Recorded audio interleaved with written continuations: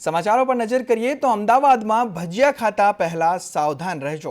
જી હા, અમદાવાદની આ ઘટના છે કે બાપુનગરમાં ભજીયામાંથી માખી નીકળી છે અને ભજીયામાંથી માખી નીકળ્યાની ફરિયાદ નોંધવામાં આવી છે। બાપુનગરના બજરંગ ભજીયાની દુકાન સામે ફરિયાદ દાખલ કરવામાં આવી છે।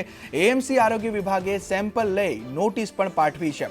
ફૂડ બિન આરોગ્યપ્રદ હશે તો કાર્યવાહી કરવામાં આવશે। ત્યારે અમદાવાદના બજરંગ ભજીયા જે બાપુનગરમાં આવેલું છે તેના ભજીયામાંથી માખી નીકળી છે અને તેની ફરિયાદ નોંધવામાં આવી છે અને આગળની કાર્યવાહી પણ હવે હાથ ધરવામાં આવી છે ને તેનું સેમ્પલ લેવામાં આવ્યું છે અને જો તે બિન આરોગ્યપ્રદ હશે તો આગળ કાર્યવાહી પણ કરવામાં આવશે। આ તરફ અમદાવાદમાં સસ્પેન્ડેડ પોલીસ કર્મી સાજણ આહિરની ધરપકડ કરવામાં આવી છે। બુટલેગર અનિલ ઉર્ફે પાંડ્યા સાથે તેની સાંઠગાંઠ જોવા મળી છે અને તેના કારણે તેની ધરપકડ કરવામાં આવી છે। વડોદરા એલસીબીએ ઝડપેલા દારૂના કેસમાં તેની સંડોવણી સામે આવી છે। બુટલેગરે 15 લાખ આંગણિયા થકી સાજણ આહિરને મોકલ્યા હતા। 1.73 કરોડનો દારૂ કબજે કરી તપાસ કરતા પોલીસ કર્મીની ધરપકડ કરવામાં આવી છે। બુટલેગર અનિલ અને પોલીસ કર્મી સાજણની ઓડિયો ક્લિપ પણ સામે આવી છે। ઓડિયો ક્લિપમાં વિજિલન્સ કાર્યવાહી નહીં કરે તેવી વાત થઈ રહી છે અને બુટલેગર અનિલ વિરુદ્ધ નોંધાયેલા ગુજસીટોકના ગુનામાં સાજણનું નામ પણ સામેલ છે। ત્યારે પોલીસ કર્મી સાજણ આહિર વિરુદ્ધ હવે ગુજસીટોક હેઠળ પણ કાર્યવાહી કરવામાં આવશે। Hello hello. हाँ जी, हाँ, आप आंगनिया करो दीजिए। आंगड़िया करवाता हूँ भाई साहब। आप मेरे को कुछ आइडिया दोगे आप? सब आप करवा दो, फिर मैं सब आइडिया देता हूँ आपको। हाँ, ठीक है, कहीं हमारे मिली है तो सब आइडिया भी दूंगा। मैं बोलता हूँ वहाँ करवा दीजिए, फिर सब डिटेल ठीक है तो सब आइडिया भी दे दूंगा, आगे की भी बात कर लूंगा। ठीक है, आप उस होटल में कोई दिक्कत तो नहीं होगी? कोई दिक्कत नहीं होगी, हाँ, कोई दिक्कत नहीं होगी। जैसे होटल वाले को आप बोल के तो नहीं है कोई पुलिस वाले वाले हैं मैं कोई गाड़ी का देंगे? नहीं, होटल से कोई दिक्कत नहीं होगा, कि वो सब हमारा ही, कोई दिक्कत नहीं होगी। हाँ हाँ हाँ हाँ, ठीक है, कोई दिक्कत है तो मेरे पे कॉल कर देना। ठीक है, चलो कोई बात नहीं, आप देख लो, खुद देखो भाई साहब, बाकी कोई बात नहीं है तो मैं करवाता हूँ। दीदी है भाई, टोकन नंबर नाम ये तो मैं करवाता हूँ, लेकिन मेरे को सर एक बात बताओ आप है, क्योंकि हमारे को भी हैं। बोलिए। मैं मेरा सवाल करना चाह रहा हूँ कि जैसे एक तो हमारे पास तो कोई प्रूफ ही नहीं बचा, गाड़ी आगे रुकेगी पकड़ी जाएगी, उसका तो कुछ आइडिया दोगे? सब कुछ हो जाएगा भाई, बोला ना मैंने तुमको कि एक बार करवा दो, मैं सब कुछ आपको आगे तक का निकालने का सब कुछ करवा देता हूँ। ठीक है, सब हो जाएगा। गाड़ी खाली तो हो जाएगी? हो जाएगी, हो जाएगी, दिक्कत मत करो, सब कुछ हो जाएगा, हो जाएगा, खाली आराम से हो जाएगी, कुछ नहीं होगा। माल को फटाफट करवाइए, फिर आगे जमा हो जाए तो मुझे मत बोलना है। और 6 बजे आंगनिया बंद हो जाएगा, फिर बंद बोलना मुझे। ठीक है, आपको आंगड़ियां बंद होने से पहले मिल जाएंगे, नहीं मिले तो आप जमा करवा देना। और बोलो, मेरे कोई मजा थोड़ी आएगा। हाँ तो फटाफट करिए ना भाई। મહેસાણાના વડનગરમાં ડબ્બા ટ્રેડિંગનો પર્દાફાશ થયો છે। બોરિયાપુરાના ખેતરમાંથી ડબ્બા ટ્રેડિંગ ઝડપાયું છે। બાતમીના આધારે પોલીસે દરોડા પાડીને 3ને ઝડપી પાડ્યાને રૂપિયા 43,000નો મુદ્દામાલ પણ કબજે કરવામાં આવ્યો। 8 અલગ અલગ સિમ કાર્ડથી આરોપી કોલિંગ કરતા અને માર્કેટ પલ્સ નામની એપથી લોકોને ફસાવતા હતા। શેર બજારમાં વધુ નફાની લાલચ આપતા હતા। વધુ 4 આરોપીઓ સંડોવાયેલા હોવાની માહિતી પણ પ્રાપ્ત થઈ છે। સુરતમાં સીઆઈએસએફ જવાન પર હુમલાનો આરોપી ઝડપાયો છે। આરોપી પર મોબાઈલ સ્નેચિંગના 13 ગુના દાખલ છે। હત્યાના પ્રયાસનો આરોપી પીરુ ખાન પઠાણ ઝડપાયો છે, જેણે સીઆઈએસએફ જવાન પર હુમલો કર્યો હતો। चाकू दिखाया, चाकू दिखा के डराया, डरा के इसका मोबाइल रॉबरी कर लिया। मोबाइल छीनने के बाद में उस जवान ने, सीआईएसएफ के जवान ने थोड़ी हिम्मत दिखाते हुए शोर शराबा किया कि भागो, यहाँ पे ये लुटेरा आया है। इस तरह से इसको पकड़ने का प्रयास किया। इस बीच में ये वहां से छुड़वा के चाकू दिखा के भागा और सामने एक स्कूटी पे एक दूसरा व्यक्ति जा रहा था, उसकी स्कूटी रुकवाई, उसको चाकू दिखा के वो स्कूटी भी लूटी। स्कूटी स्टार्ट नहीं हुई इससे, तो वो स्कूटी को छोड़ के पैदल भागा। इतने में कैंप के अंदर से सीआईएसएफ के जवान दूसरे और कुछ आसपास के लोग वो सब इकट्ठे हुए और वहां इसको पकड़ के पुलिस को फोन किया गया। तुरंत पुलिस पहुंची और आरोपी को कस्टडी में लेके સુરતના ઓલપાડમાં લાંચીઓ તલાટી ઝડપાયો છે. સીવાણ ગ્રામ પંચાયત ખાતે એસીબીની ટ્રેપ જોવા મળી. તલાટી અને કોમ્પ્યુટર ઓપરેટર લાંચ લેતા રંગે હાથ ઝડપાયા. તલાટી ભરત ચૌધરી 7,000ની લાંચ લેતા ઝડપાયો છે. કોમ્પ્યુટર ઓપરેટર પ્રગતિ પટેલ પણ ઝડપાઈ છે. ઘરના બાંધકામની આકારણીના અવેજ પેટે આ લાંચ માંગવામાં આવી હતી.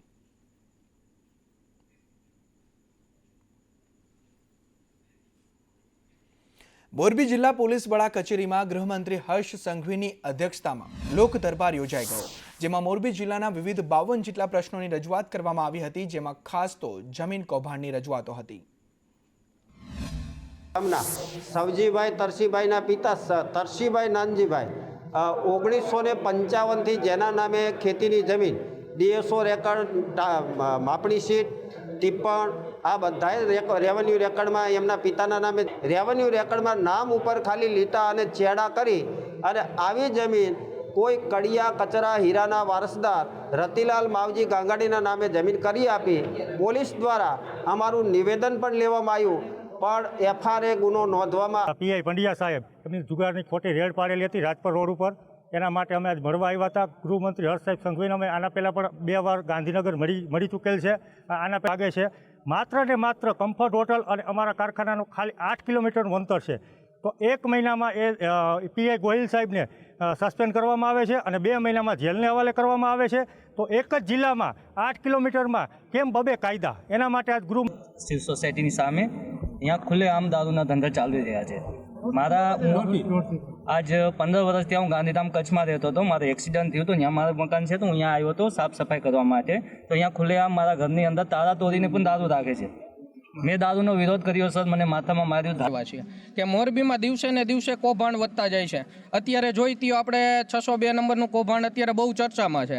તો એ જમીન કૌભાંડ હોય, નાના ખેડૂતોને ખતમ કરવાની જે આ પ્રવૃત્તિ ચાલે છે એના વિરુદ્ધ 52થી વધારે અરજદારોને, અલગ અલગ સંસ્થાઓના આગેવાનોને અને એમના વિષયોને લઈને કરીબન 2.5 કલાક સુધી આ બધા જ અરજદારોને રૂબરૂ મોરબી જિલ્લા SP કચેરી ખાતે આજે સાંભળ્યા છે. અનેક લોકોના નિકાલ આજે અનેક વિષયો જે રેવન્યુ જોડે જોડાયેલા હતા એ મુખ્યમંત્રીશ્રીની જનસંપર્ક કાર્યાલયમાં મોકલીને ધારાસભ્યશ્રી અને સાંસદશ્રીઓને સાથે રાખીને એમને કઈ રીતે મદદ કરી શકાય તે બાબતે બી ખાસ ચિંતા કરવા. અમદાવાદ શહેરમાં છેલ્લા ઘણા સમયથી ટેક્સ વિભાગની બેદરકારીથી લોકો ત્રસ્ત છે. ત્યારે હવે ટેક્સ વિભાગના ઇન્સ્પેક્ટરને ટેબ્લેટનું વિતરણ કરવામાં આવ્યું છે. અગાઉ ફરિયાદો ઉઠતી હતી કે રહેણાંક મકાનને કોમર્શિયલ દર્શાવવામાં આવે છે. એટલે આ રીતે આપણે જ્યારે ટેબ્લેટ આપીશું તો જે કાગળ પેન ઉપર કામ થતું હતું હવે ટેકનોલોજીના આધાર ઉપર ટેબ્લેટ ઉપર કામ થશે અને વધુ ચોકસાઈથી થશે. એના ગૂગલ મેપ દ્વારા એના લોકેશન લેવામાં આવશે, ટેક્સ પેયરનો ફોટો લેવામાં આવશે. એ રીતે વધારે પારદર્શી વહીવટ થાય તે આશયથી કુલ મળીને 220 ટેબ્લેટ વોર્ડ ઇન્સ્પેક્ટર અને ડીસુ લેવલના કર્મચારીઓને આપવા. આ તરફ વાપીમાં મેઘરાજાની તોફાની બેટિંગથી શહેરના હાલ બેહાલ થયા છે. 2 કલાકમાં 2 ઇંચ વરસાદ ખાબકતા જનજીવન ખોરવાયું હતું. ચલા વિસ્તારની કુંવરનગરીના 25 થી 30 જેટલા ઘરોમાં પાણી ઘૂસી જતા ઘર વકરી પલળી ગઈ છે.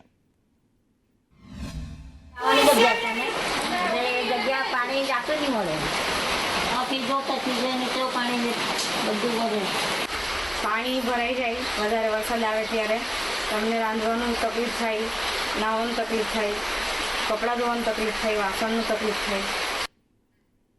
જામનગરમાં કિસાન કોંગ્રેસ દ્વારા વિરોધ નોંધાવવામાં આવ્યો છે. નુકસાનીમાં સહાય આપવા મુદ્દે આ વિરોધ નોંધાવવામાં આવ્યો. અતિવૃષ્ટિમાં નુકસાની અંગે સહાયની માંગ કરવામાં આવી છે અને કૃષિ મંત્રી રાઘવજી પટેલના ફોટા સાથે વિરોધ નોંધાવ્યો. જે ઓક્ટોબર મહિનાની અંદર રાહત પેકેજ જાહેર કર્યું છે ઓક્ટોબરનું, એની અંદર કપાસ પાકને માત્ર એકનો જ સમાવેશ કર્યો છે, બાકી એક પણ પાકનો સમાવેશ કર્યો નથી. નંબર 2, 14 જુલાઈથી 28 જુલાઈની વચ્ચે ખેડૂતોએ ઓનલાઈન કરવાનું હતું.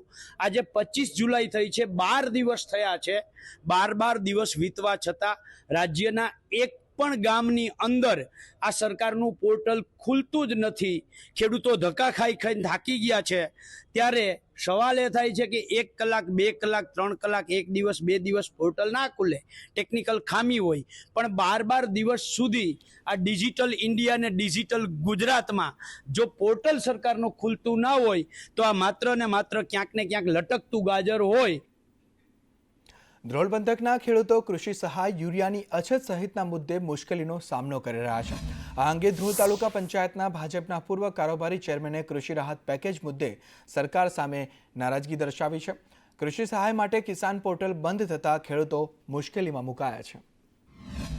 ઉપરથી કંપનીઓ જબરજસ્તીથી આ બધી વસ્તુઓ ધાબળે છે, એના માટે સરકાર કોઈ પગલાં લેતી નથી. સહાયથી વંચિત તો ઠીક, પણ સહાયના અરજી કરવાના પણ અત્યારે ફાંફા છે. ખેડૂત પોર્ટલ ઉપર સહાય કરવાની તારીખની ગાઈડલાઈન 28 જાહેર કરી છે, પણ આજની તારીખ સુધીમાં ખેડૂત પોર્ટલ હજી ખુલતું નથી અને ગામના વીસી પાસે ખેડૂતો ધક્કા ખાય છે. જે ખેડૂત 25 થી 30 વીઘાનો ખાતેદાર છે, એની મગફળી 10 વીઘામાં વાવેતર છે અને 15 વીઘામાં કપાસનું વાવેતર છે, તો એને ઓનલાઈન કરી હતી, ઓનલાઈન મગફળી નાખી હતી, તો એ વ્યક્તિને મળવા પાત્ર નથી એવું સરકારશ્રી કહે છે. અને જે મળવા પાત્ર નથી તો ક્યારે એ પણ ખેડૂતોની સમાવેશ કરવામાં આવે, તમામ ધ્રોલ તાલુકાના તમામ ખેડૂતને આ વળતર દેવામાં આવે. અને જે 14 તારીખથી 28 જુલાઈ સુધી પોર્ટ ખુલવાની હતી તે આજે 12 દિવસથી એક પણ કોઈ પણ તમે ગામ લઈ લો, ધ્રોલ તાલુકાના 40 ગામમાં એક પણ વીસી દ્વારા ઓનલાઈન અરજી કરવામાં આવી નથી. વંગડી ડેમના વળતર મુદ્દે આપ નેતા ઈશુદાન ગઢવીનું નિવેદન સામે આવ્યું છે. ઈશુદાન ગઢવીએ કહ્યું કે વંગડી ડેમ મુદ્દે આમ આદમી પાર્ટી હવન કરશે. 54 જેટલા ખેડૂતોને પૂરતું વળતર નથી મળ્યું ને વળતર ન મળવાથી ખેડૂતો હેરાન થઈ રહ્યા છે. વંગડી ડેમનો પ્રશ્ન શું છે? 54 જેટલા ખેડૂતોને પૂરતું વળતર જ નથી મળ્યું અને એના કારણે વળતર ન મળવાના કારણે સરકારને બહાનું મળી ગયું વળતર આપવું નથી, અને જેના કારણે 15 જેટલા ગામોને સીધી અસર કરતું આ ડેમ છે. રવિવારે 27 જુલાઈના સવારે 10 વાગે અહીંયા આપણે હવન કરીશું, નાળિયેર ફોડીશું. રાજ્યમાં સ્માર્ટ મીટરનો વિરોધ યથાવત છે. લખતર તાલુકાના સવલાણના ગ્રામજનોએ પીજીવીસીએલની ઓફિસમાં સ્માર્ટ મીટર મામલે આવેદન પાઠવ્યું છે. પીજીવીસીએલના કર્મચારીઓએ સવલાણા ગામમાં દલિતવાસ અને દેવી પૂજકવાસમાં બળજબરીથી મહિલાઓને ધમકાવીને સ્માર્ટ મીટર લગાવ્યા હતા. ત્યારે સ્થાનિકોમાં સ્માર્ટ મીટર મામલે ભારે રોષ છે. હવે ગામ લોકોના વગર મંજૂરી સિવાય બધા મીટર મૂકી ગયા અને એ લોકો મારી પાસે આવ્યા અને એને લઈ અને અમે આજે આ જીવી બોર્ડમાં આવેદન પત્ર આપ્યું છે કે અમારા ગામને કોઈ આ મીટર જોતા નથી. આપી અને જે હાવ અબૂધ માણસો હે, જેને કઈ ખબર પડતી નથી, એવાના મીટર મૂક્યા હે. જે લોકોને ખબર પડે એના ઘરે મૂકવા ગયા નથી. દલિત વિસ્તારમાં 9 મીટર મૂક્યા હે અને દેવી પૂજક વિસ્તારમાં 4 મીટર મૂક્યા. આની રજૂઆત કોઈ કરી હતી? આની રજૂઆત કોઈએ કરી નહોતી. એમના રીતે આવ્યા હે અને અમને ખબર પડી કે સ્માર્ટ મીટર હે એટલે અમે રજૂઆત કરી કે ભાઈ આ નથી મૂકવાના. તો એ કે આ તો ફરજિયાત ઉપરથી છે કે તમે જી બોર્ડનો. વડોદરાના ડભોઈમાં મામલતદાર અને વકીલો વચ્ચે વિવાદ સર્જાયો. મામલતદારે વકીલોને બહાર બેસવાનું કહેતા વિવાદ સર્જાયો. વકીલોને કોર્ટ રૂમની બહાર બેસવાનું કહેતા આ વિવાદ ઊભો થયો. પોતાના અસીલો સાથે ગયેલા ત્યારે મામલતદારશ્રીએ અંદર વકીલોને જતા રોક્યા કે તમે ન્યુસન્સ છો, તમારે અહીંયા આગળ કોર્ટની અંદર બેસવાનું નહીં. હવે વકીલો કોર્ટની અંદર ના બેસે તો કેસો કેવી રીતે ચાલવી હતી કે એસડીએમ સાહેબ છે, જિલ્લા કલેક્ટર સાહેબ છે, સુપ્રીમ કોર્ટ છે, હાઈકોર્ટ છે, વકીલોને પરવાનગી આપે છે, આવી રીતના અટકાવતી નથી. તમે ખોટી રીતે અટકાવો છો તો તમારાથી થાય એ કરી લો, મારું તો આ જ ચાલશે અને આવી રીતના હું બેસવા નહીં દઉં. જો તમારે કેસ ના લડવા હોય તો કેસ નહીં લેવાના અને કોર્ટની બહાર નીકળ. ભાવનગરના જેસરમાં શિક્ષકની બદલી થતા રોષ ભભૂક્યો. શિક્ષકની બદલી થતા વિદ્યાર્થીઓ શાળા છોડવા તૈયાર થઈ ગયા છે. મોટી સંખ્યામાં વિદ્યાર્થીઓ એલસી કઢાવવા માટે પહોંચ્યા. તો ડીઓ સરે ના પાડી છે કે એલસી 7 દિવસ પછી આવશું, તો અમારે બીજી સ્કૂલમાં એડમિશન લેવું હોય તો અમે કઈ રીતે લઈ શકીએ? તો ક્યાં કારણ છે તમે છોકરાની એલસી કઢાવવા? બેનની બદલી થાય ને એટલે. પછી તમારા છોકરાને કે ભણાવશો કે નથી ભણાવવા? સરકાર ઉપરથી એમ કહે છે કે 7 દિવસ સુધી સર્ટી કાઢવામાં નહીં આવે એનો પરિપત્ર છે, તો એ કયો પરિપત્ર છે તો અમને બતાવો. અત્યારે અમારા હાલમાં ઇમરજન્સીમાં સર્ટી જોવે છે બધા છોકરાઓ. મેડમ રહેશે તો મારા છોકરા ભણાવવા થાય છે, નકર છોકરા ઘરે લઈને સર્ટી વ્યા જશું, છોકરા ખેતીના કામમાં ચડાવી દઉં. એલસી માટે પહેલાં અરજી આપવાની હોય અને 1 વીકના ટાઈમ પછી અમે એલસી કાઢી આપશું. ડીઓ ઓફિસમાંથી મને આદેશ થયેલો છે, એનું હું પાલન કરું છું. કચ્છના મુન્દ્રામાં NSUI દ્વારા અનોખો વિરોધ નોંધાવવામાં આવ્યો. શિક્ષક ભરતી નહીં કરાતા અનોખો વિરોધ નોંધાવ્યો. તાલુકા પંચાયતના પરિસરમાં હવન કરીને વિરોધ નોંધાવ્યો. હોદ્દેદારોને ભગવાન સદબુદ્ધિ આપે તે માટે તેઓએ આ હવન કર્યો. રજૂઆત છતાં ભરતી ન થતા સરકાર સામે વિરોધ કર્યો.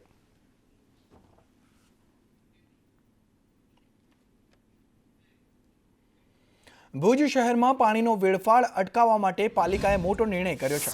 પાલિકા પાણીનો બગાડ કરનાર લોકો સામે નોટિસ અને કનેક્શન કાપવા સહિતની કાર્યવાહી કરશે. ટાંકા છલકાય છે એના માટે શું પગલાં લેવા? તો આપણે પહેલા લોકો ટાંકા છલકાય લોકોને નોટિસ આપશું. એ ઉપરાંત નહીં માને તો એને બોલવાલ નાખવાનો કહેશું. બોલવાલ નહીં નાખે તમે કનેક્શન કટ કરશો એ લોકોને.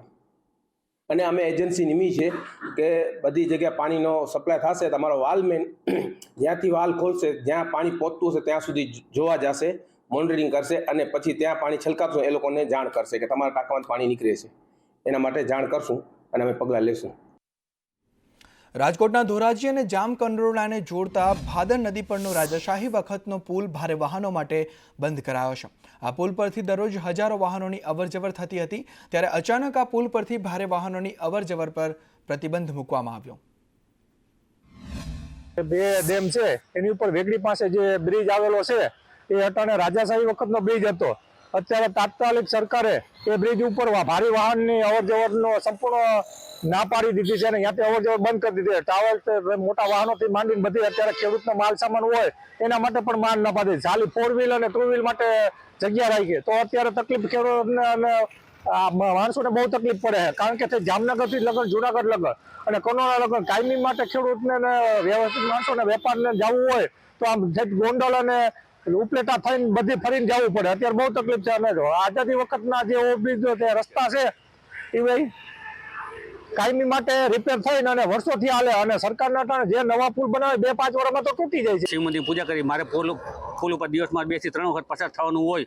આ પુલ રાજાશાહી વખતનો બનાવેલ છે, બરોબર. ડેટ પૂરી થઈ ગઈ તો ભારે વાહનો માટે તકલીફ પડે છે. તો નાના અને 4 વ્હીલ માણસો માટે અવરજવર ચાલુ છે તો વહેલી થકી આ રોડનું કામકાજ ચાલુ થાય અને વહેલાસર પુલનું કામ રિપેરિંગ કરે અથવા નવો પુલ બનાવે તો વહેલી થકી કામ કરે તો બધાને અનુકૂળ આવે એવી આપણે ભાજપ સરકારને મારી નમ્ર અપીલ છે. રસ્તાનો કહેશો, શું કહેશો? રસ્તા તો 12 વર્ષ થયા, લગભગ 11-12 વર્ષ થયા, બરોબર. ભયંકર છે. તો 12 વર્ષ તક પીડબ્લ્યુના નિયમ પ્રમાણે અટાણે રોડ થઈ જવું જોઈએ, બરોબર. 2-3 મહિના સુધી લેવલ લીધે રાખે છે તો હું રોડ લાંબો ટૂંકા થાય છે. ચીગડ જેમ પોળો થાય છે તો જે વખતે ઠીકડા મારતા હોય તો આમાં કરવાનું કોઈ ગર્ભવતી બાજુ, કોઈ ઇમરજન્સી, કોઈ વૃદ્ધ માણસ હોય, કોઈ બીમાર હોય, ઇમરજન્સી કેસ હોય તો આ લોકો રસ્તામાં ફેલ થઈ જાય તો એની જવાબદારી કોણ રાખશે? સુરેન્દ્રનગરના થાનગઢ તાલુકામાં તંત્રના સાથ સહકાર વિના જ સ્થાનિકોએ સ્વખર્ચે રસ્તો તૈયાર કર્યો છે. ચાંદ્રેલિયા અને બેલાડા ગામના લોકોએ સાથે મળીને ₹20 લાખના ખર્ચે બંને ગામને જોડતો રસ્તો તૈયાર કર્યો છે. ચાંદ્રેલિયા અને વેલાળા વચ્ચેનો જે રસ્તો રહ્યો એ અંદાજિત 5 કિલોમીટરની રેન્જમાં છે અને અત્યારે અમે આ 15 દિવસથી ટ્રેક્ટરને જેસીબી લઈ અને કામ કરી રહ્યા છીએ. તો અંદાજિત અમારો 20 થી 25 લાખ રૂપિયાનો ખર્ચો અમે 2 ગામે સ્વેચ્છાએ કર્યો છે. અને અત્યાર સુધીમાં આ વચમાં એક દાદાનું મંદિર આવે છે, ત્યાં પણ વર્ષે લાખો કરોડો સંખ્યામાં માણસો શ્રદ્ધાળુ આવે છે. તો દર વર્ષે બધાને તકલીફ ન પડે અને વચમાં નદી છે અને આ બધો પાણીની બધી તકલીફ પડે છે. એના કારણે અમે એક રસ્તો બનાવ્યો છે. ઓછામાં ઓછા 15-20 દિવસથી બધા માણસો એમના વાહનો મોકલે છે અને અમે એવડું કરવી છીએ, પણ છતાંય આ કોઈ અધિકારી કાંઈ ધ્યાનમાં રસ્તાનું લેતા નથી. જ્યારે ચૂંટણી આવે ત્યારે આવે છે કે અમે તમને આટલું આ કરી દઈશું, આટલું કરી દઈશું, પણ કોઈ અમને કાંઈ કરી દેતા નથી આવડો રોડ. જો અમને ડામર કે અથવા RCC રોડ કરી દે તો સારું. ઉના તાલુકાના નેસડા ગામની પ્રાથમિક શાળાના 4 ઓરડા છેલ્લા 5 વર્ષથી અત્યંત જર્જરિત હાલતમાં છે, જેને લઈ માત્ર 3 જ ઓરડામાં અને 2 પાળીમાં અભ્યાસ ચાલે છે. અમારી નિશાળની અંદર હાલમાં પાણી પડે છે. છોકરાને કાંઈ ભણાવવા હોય તો ચાલુ વરસાદે ભણી ન શકે. ભોજન પણ બંધ હાલતમાં પડેલું છે. તો અત્યારે છોકરાઓને જમવાનું ક્યાંથી જમવાનું આવે છે ઘરેથી. પછી છોકરાને ગમતનું કાંઈ અહીંયા ગ્રાઉન્ડ નથી. અમે આવી રજૂઆત આજે વારંવાર કરીએ છીએ, બરાબર, પણ અમારું કોઈ સાંભળતું નથી. ને આ વખતે બહુ પૂછપરછ કરી કે અમે કંઈ શાળા ઉત્સવ આપણે પ્રવાસ ઉત્સવ બંધ રાખો ને આને તેને એવું કીધું તો મને એવો જવાબ મળ્યો છે કે 29 તારીખે તમારું ટેન્ડર ખુલશે અને આ વખતે તમારું નેસડાનું નામ આવી જાય. પણ એમ કહે છે ભાઈ રિપેરિંગનું આવ્યું. હવે સાહેબ અત્યારે આ જે કાંઈ રિપેરિંગને કરી નાખીએ છીએ પણ ઉપરથી પાણી પડે તો એનું અમારે શું કરવાનું? એ તો એના જ બધે સમયને એની પરિસ્થિતિને એવી રહેવાની છે. કુલ 7 ઓરડા છે, 6 શિક્ષકોનો સેટઅપ છે અને એમાંથી 4 ઓરડા જર્જરિત છે, 3 ઓરડામાં બેસી શકાય તેવું છે. અત્યારે અમે શાળામાં 2 પાળીમાં શિક્ષણ કાર્ય ચાલુ કરી દીધું છે અને જે 4 રૂમ જર્જરિત છે એને અમે બંધ કરી દીધા છે. ઉના તાલુકાના નેસડા ગામની પ્રાથમિક શાળા છે તે સંપૂર્ણપણે જર્જરિત હાલતમાં જોવા મળી છે. ત્યારે સંદેશ ન્યૂઝની ટીમ પહોંચી છે નેસડા ગામના પ્રાથમિક શાળાની સ્કૂલે. ત્યારે આપણે દ્રશ્યમાં બતાવવાના પ્રયત્ન કરીશ કે જે આ સ્કૂલ છે તે સંપૂર્ણપણે જર્જરિત હાલતમાં છે. બાળકો છે તે પોતાના ઘરેથી નાસ્તો કરીને આવેલા છે, પરંતુ સરકાર દ્વારા અહીંયા અનેક સ્કૂલમાં ભોજન આપવામાં આવતું હોય, પરંતુ જે આ સ્કૂલમાં છે તે ભોજન આપવામાં નથી આવતું. ત્યારે તંત્ર ક્યારે આ સ્કૂલની મરામત કરવા પડશે તે જોવાનું રહ્યું. કાર્તિક વાજા, સંદેશ ન્યૂઝ, ઉના. આ તરફ અમદાવાદના સારંગપુરમાં પાણીની ટાંકી અત્યંત જર્જરિત હાલતમાં છે અને ટાંકી જર્જરિત હોવાથી પાણીનો સપ્લાય બંધ કરાયો છે. પંપ લગાવી નીચેની લાઇનથી પાણી અપાય છે. અઠવાડિયા પહેલા આ ઓવરહેડ ટાંકીની અંદર થોડુંક લીકેજ થયું. લીકેજ થવાના કારણે પાણી નીચે પડતું હતું અને એ કારણે આ ફરિયાદ આવી. એટલે જે ટાંકી જે છે એ કદાચ પડી જાય તો મોટું નુકસાન થાય અને એના અગમચેતીના ભાગરૂપે આપણે ટાંકીને ઉતારી લેવા માટેનું આયોજન કરવા માટે કર્યું અને ટાંકીનું પાણી સપ્લાય બંધ કર્યું. ગુજરાત હાઈકોર્ટનો મહત્વપૂર્ણ ચુકાદો સામે આવ્યો. હોસ્પિટલો દ્વારા રાજ્ય સરકારને ચૂકવણી મુદ્દે આ ચુકાદો છે. મેડિકલ ઇક્વિપમેન્ટ સહિતની બાબતો કરને પાત્ર છે તેવું હાઈકોર્ટે કહ્યું છે. વધુમાં કહ્યું કે દર્દીઓની સારવારમાં વપરાતી સામગ્રી કરને પાત્ર છે. હોસ્પિટલના મેડિકલ સ્ટોરમાંથી સામગ્રી મંગાવાય છે અને સામગ્રી દર્દીની સારવાર માટે વપરાય છે. દર્દીની સારવાર માટે વસૂલાય છે બિલ, ત્યારે સામગ્રી પર જે બિલ વસૂલાય છે ત્યારે બજાર કિંમત કરતાં તેનો ઊંચો દર છે. હોસ્પિટલો કરની જવાબદારીમાંથી છટકી શકે નહીં. મેડિકલ સર્વિસના નામે કર ભરવાથી છટકી નહીં શકે. વર્ષ 2006થી પેન્ડિંગ એસેસમેન્ટમાં કરની જવાબદારી રહેલી છે. હોસ્પિટલોએ રાજ્ય સરકારને કર ચૂકવવો પડશે. અંદાજે 1000 કરોડ રૂપિયા જેટલો કર ચૂકવવો પડશે તેવું હાઈકોર્ટે નિવેદન આપ્યું છે. મહત્વપૂર્ણ ચુકાદો કર્યો છે.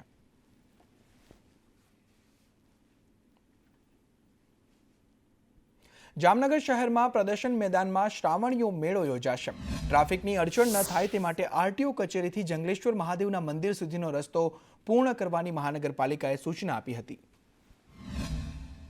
લીગ કોલોની જંગલેશ્વર મહાદેવ મંદિરથી શરૂ કરીને જૂની આરટીઓ ઓફિસને જોડતો જે ડીપી રોડ આપણે અત્યારે હાલ બનાવી રહ્યા છે તેના અનુસંધાને જંગલેશ્વર મહાદેવનું જે જૂનું મંદિર હતું એમાંથી ગઈકાલે મૂર્તિઓ અને શિવલિંગ વગેરેનું વિસ્થાપન કરીને નવા મંદિરમાં આપણે સ્થાપન કરાવડાવવામાં આવેલ છે અને આ સમગ્ર પ્રક્રિયામાં જંગલેશ્વર મહાદેવના ટ્રસ્ટીઓ તેમજ પૂજારીઓ સૌનો આપણને ખૂબ સાથ અને ગઈકાલે શાસક વિધિ પ્રમાણે બધી મૂર્તિઓ છે એનું અમે વિસર્જન કરીએ અને અહીં આગળ સ્થાપના કરેલ છે. તો આ પવિત્ર શ્રાવણ માસમાં પણ બધા ભાવિકોને આનો લાભ મળે એટલા માટે થઈ અને ગઈકાલે અમે શાસક વિધિ પ્રમાણે કેટલા બધા ભક્તોની હાજરીમાં બધાને લાભ આપી, એમનો આહુતિનો લાભ આપી અને શાસક વિધિ પ્રમાણે અમે એનું વિસર્જન. પાક સંરક્ષણ માટેની દવાએ જ પાકને પહોંચાડ્યું નુકસાન. હા, આક્ષેપ કરી રહ્યા છે ચરાળવા ગામના ખેડૂતો. હળવદના ચરાળવા ગામે વાવણી સમયે ઉપયોગમાં લીધેલી દવાના પગલે 100થી વધુ ખેડૂતને 1000 વીઘાથી વધુના મગફળીના પાકમાં નુકસાન થયું છે. મગફળીમાં નહીં હુકાવા માટે પટ મારેલો છે પણ આજ 40 દિવસ થયા તો એ પટ લગાવવા છતાં મગફળીમાં હુકારો એમના બરકરાર ચાલુ છે. અને આજની તારીખમાં એ મગફળી જાય છે અને કદાચ એવું કહીએ કે 25 થી 30 10 લીટર દવા લીધી હતી. 1 લીટર દવામાં 20 મણ દવાના 20 મણને પટ લાગે એવી મેં દવા લીધી હતી. જેમાં મેં અગાઉ જે મગફળી વાવી 20 વીઘાની એ મગફળીમાં કાંઈ પ્રોબ્લેમ નથી. ત્યાર પછી હું બીજી વાર દવા લેવા ગયો અને મેં 20 વીઘાની મગફળી વાવી. એમાં 2 દિવસ પહેલાં કંપનીવાળાને બોલાયા હતા અને જે એજન્સી હતી એગ્રોવાળી એમને પણ બોલાયા હતા. તેમને પણ સ્વીકાર્યું કે આવો બનાવ બન્યો છે. એટલે ખેડૂતોની રજૂઆત હતી કે અમને કંપનીમાં ન્યાય મળે. કોઈ લોકસભા વિપક્ષ નેતા રાહુલ ગાંધી આવતીકાલે આણંદની મુલાકાતે આવશે. આ દરમિયાન તેઓ સંગઠન સર્જન અભિયાન અંતર્ગત 33 જિલ્લાના નવનિયુક્ત જિલ્લા કોંગ્રેસ પ્રમુખોની તાલીમ શિબિરમાં હાજરી આપશે. સંગઠન સર્જન અભિયાન ગુજરાત કોંગ્રેસ દ્વારા ગુજરાતમાં નવનિયુક્ત જિલ્લા પ્રમુખ શહેર પ્રમુખોની તાલીમ શિબિર 3 દિવસની યોજાવા જઈ રહી છે. આણંદની ભૂમિ, ચરોતરની ભૂમિ, સરદાર સાહેબની ભૂમિ અને આ ભૂમિ પર 3 દિવસની તાલીમ શિબિરનું ઉદ્ઘાટન એને ખુલ્લી મૂકશે. 3 દિવસની જિલ્લા પ્રમુખની એક પ્રશિક્ષણ શિબિરનું આયોજન અહીંયા કરવામાં આવેલું છે. જિલ્લા પ્રમુખો અને શીર્ષ નેતૃત્વ આદરણીય રાહુલજીની સાથે 3 દિવસ માટે નેતૃત્વ અહીંયા રોકાવાનું છે અને રાહુલજી 1 દિવસ સંપૂર્ણ આ પ્રશિક્ષણ શિબિરમાં 26મી તારીખે હાજરી આપવાના છે. અમદાવાદના ધારાસભ્યોએ વિવિધ મુદ્દે રજૂઆત કરી છે. અશાંત ધારાના કડક અમલ માટે અમિત શાહે રજૂઆત કરી. દસ્તાવેજ ના થયો હોય તો પોલીસ મિલકત ખાલી કરાવે. દરિયાપુરના ધારાસભ્ય કૌશિક જૈને રજૂઆત કરી. જમાલપુર રિલીફ રોડ પાસે પોલીસ કચેરી બનાવવા રજૂઆત કરવામાં આવી. ડ્રગ્સના દૂષણને નાથવા અંગે પણ રજૂઆત કરવામાં આવી છે. પોલીસ કમિશનર સાથેની આજની મિટિંગમાં દરેક ધારાસભ્યએ પોતપોતાના વિસ્તારમાં જે જરૂરિયાત હોય પોલીસની એ અંગેની રજૂઆત કરી છે. મેં અમારા વિસ્તારમાં અશાંત ધારાનો કડક અમલ થાય, ગૃહમંત્રી અને મુખ્ય ટ્રસ્ટીઓ આવે, રાજીનામું આપીને બીજા ટ્રસ્ટીઓ આવી જાય, એની પણ અમે રજૂઆત કરી કે ટ્રસ્ટીઓ પણ બદલાય નહીં અને જો બદલાય તો પ્રોપર્ટી ટ્રાન્સફર ના થાય.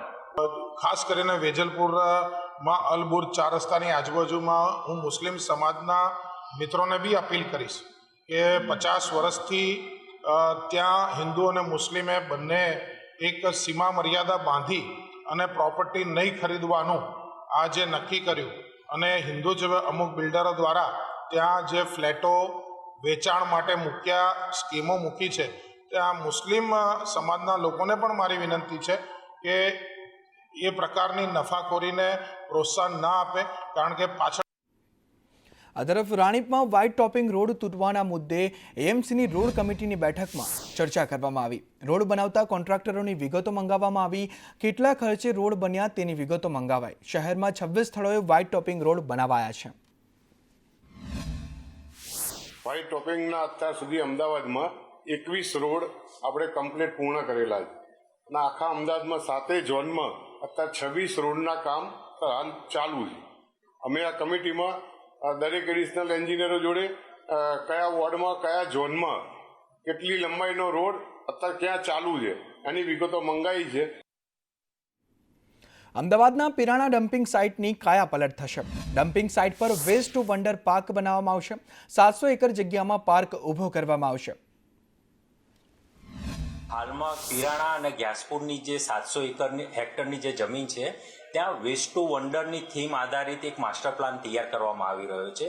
સદરુ માસ્ટર પ્લાન એક આખા ઓલ ઓવર ઇન્ડિયામાં યુનિક પ્રકારનો કે જે પ્રથમવાર જે આવું ઇનિશિયેટિવ અમદાવાદ મ્યુનિસિપલ કોર્પોરેશન દ્વારા લેવામાં આવી રહ્યું છે.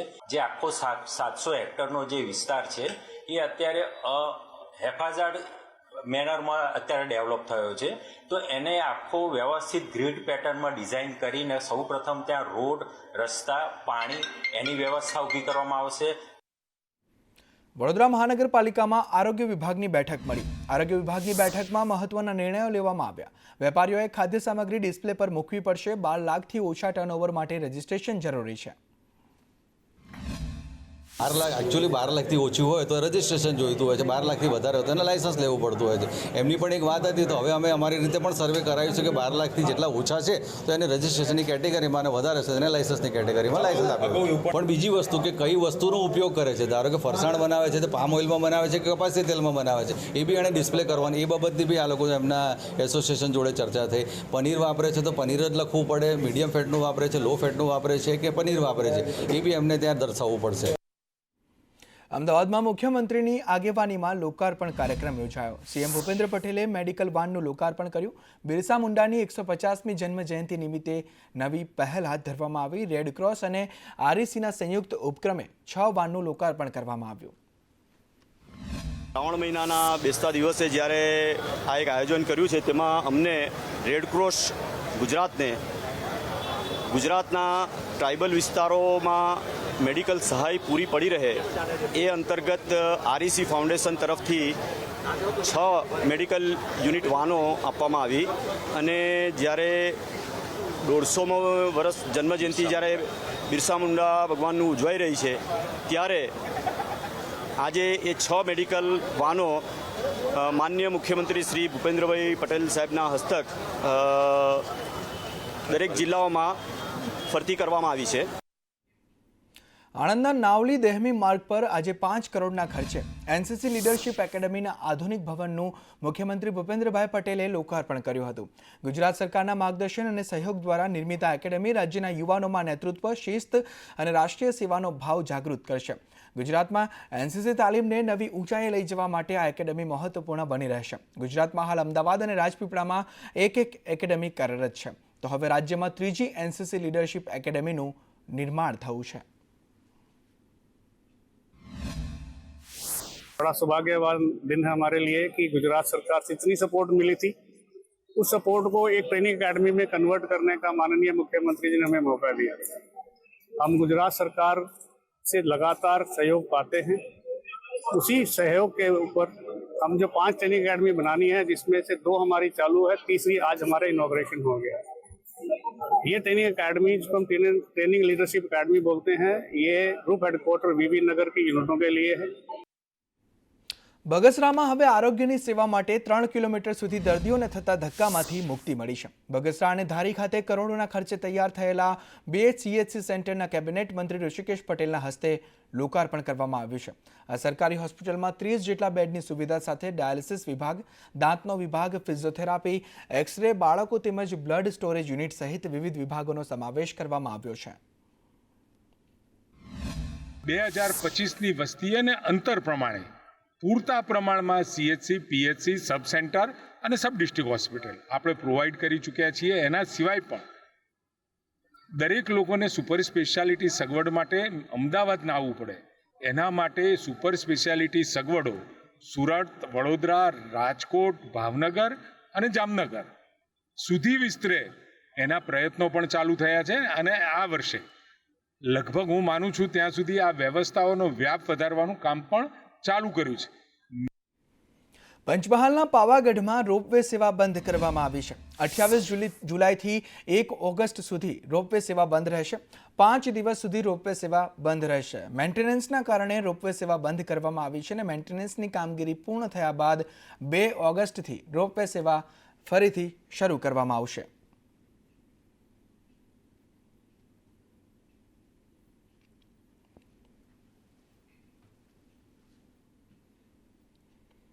થરાદ તાલુકાનું જાગેશ્વર મહાદેવ મંદિર પૌરાણિક ધાર્મિક તીર્થ છે. દેવાધિદેવ મહાદેવને અર્પિત આ મંદિર સતયુગના સમયથી પ્રચલિત હોવાનું માનવામાં આવે છે. જાગેશ્વર મહાદેવ મંદિરનું શિવલિંગ સ્વયંભૂ હોવાનો લોક વિશ્વાસ છે. શ્રાવણ માસમાં ભગવાન શિવની પૂજા અર્ચના, ઉપવાસ અને અન્ય ધાર્મિક ક્રિયાઓનું અનેરું મહત્વ છે. શ્રાવણ માસમાં શિવલિંગ પર જળ ચડાવવાનું વિશેષ મહત્વ છે. ભગવાન શિવની સાચા મનથી પૂજા અર્ચના કરવાથી ભક્તોની મનોકામનાઓ પૂર્ણ થાય છે. જાગેશ્વર મંદિર છે, ભીષણ બાબુ હતા, એમ કાયમી કાશી વિશ્વનાથ દાતા એમના દર્શન કરતા અને અહીંયા રહેતા. એટલે એમને વિદ્યાર્થીઓ કે મને તો શિવ પ્રસન્ન થાય અને મારે મહાઆરતી લેવી છે, એટલે એવો વિચાર કર્યો. એટલે શિવ પ્રગટ બાવાનું રૂપ લઈ અને પૂજારીને કીધું કે ભાઈ થરાદના ભીષણ દરબાર છે, એમને હવારા મહાઆરતી કે દેવાની છે.